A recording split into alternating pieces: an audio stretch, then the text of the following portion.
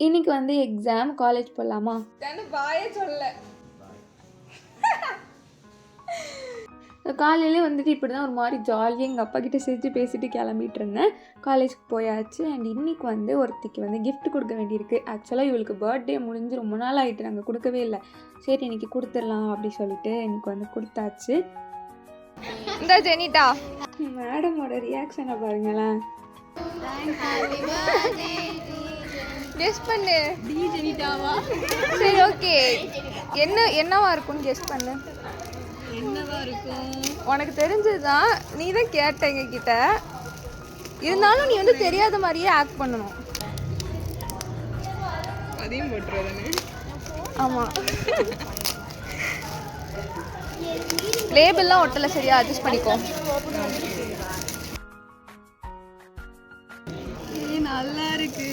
நல்லா இருக்கா?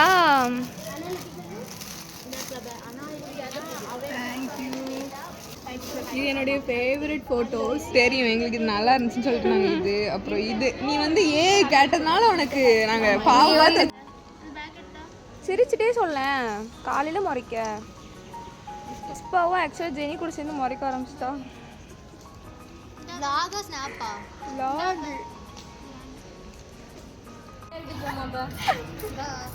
மொத்தத்தில் வந்து ரிவைஸ் பண்ணவே இல்லை. காலேஜ் போயிட்டு ஏன்னா நாங்கள் கதை பேசினோம், கிஃப்ட் ஓப்பன் பண்ணுவோம், அதிலே டைம் போயிட்டு எக்ஸாம் முடிச்சாச்சு.